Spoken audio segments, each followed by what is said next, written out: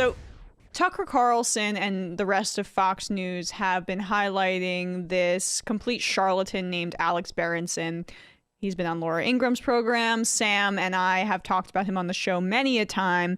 Infamously, he proclaimed that it would be ridiculous that the United States would ever hit over 500,000 COVID deaths in the spring. I believe we hit that figure in the winter. And so he's been wrong on countless occasions. Oh, he said that in the fall, that we wouldn't hit 500,000. He said that like early fall. That's what I meant to say. Yeah. Right. And so he was, but I mean, we hit those figures in the winter. He said that it wouldn't reach that total by the spring. So he was like, it came faster than his initial false proclamations. Right. So he has been wrong on so many things. He's a COVID denier. He's a vaccine skeptic. And Tucker Carlson has him on regularly in order to kind of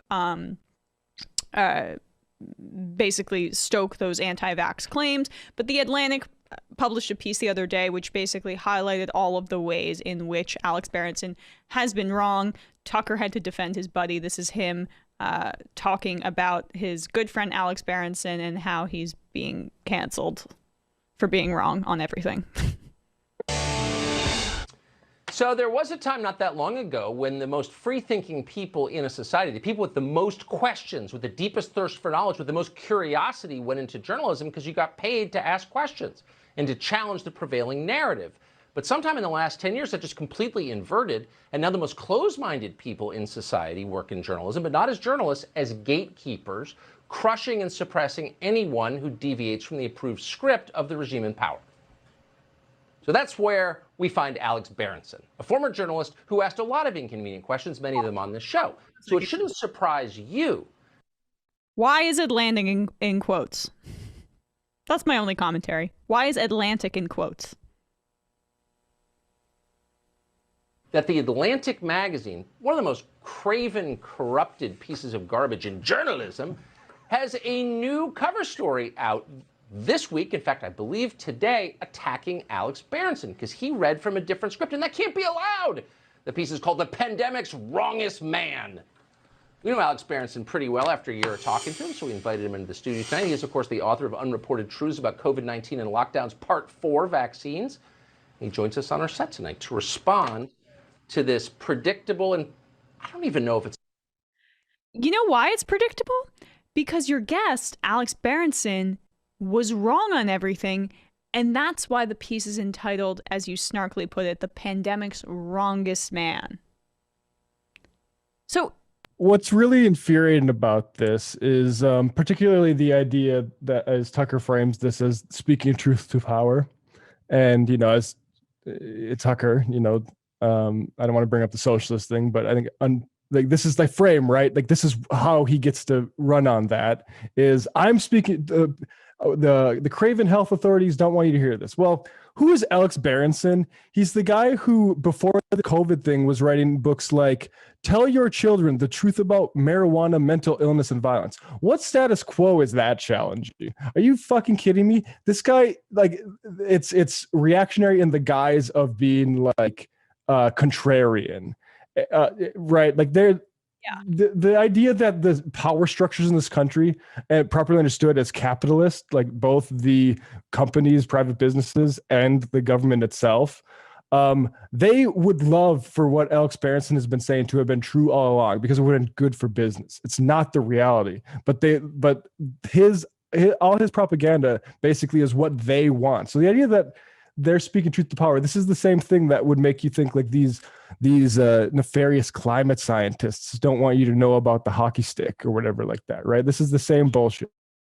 Oh, 100%. And yeah, this Yale graduate Alex Berenson is really just sticking it to the elitists and the globalists.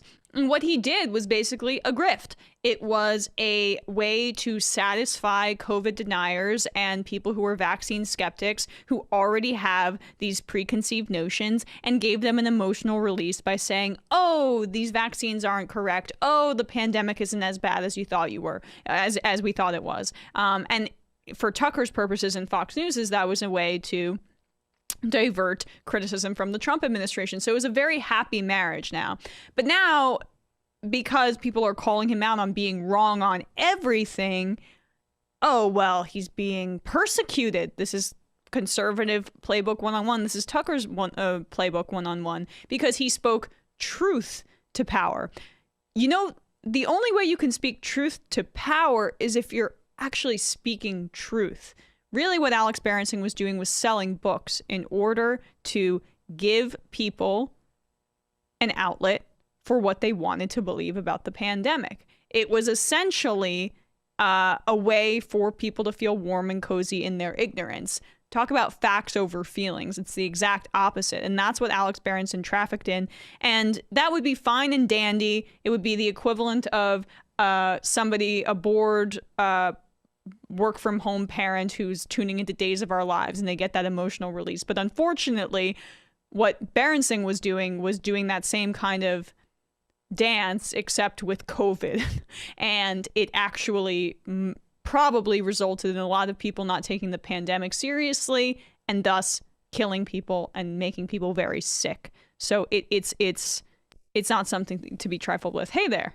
Yeah, I want to come on because actually this reminds me of something. I'm going to break a little news about Berenson that we talked about last night with Brian Box Brown. He's a cartoonist, and he was doing a cartoon for the New York Times actually several years ago. And he had a line in it that said, you know, basically that marijuana is far healthier than we've been led to believe by the prevailing narratives. And that line was censored and he was told to rewrite it.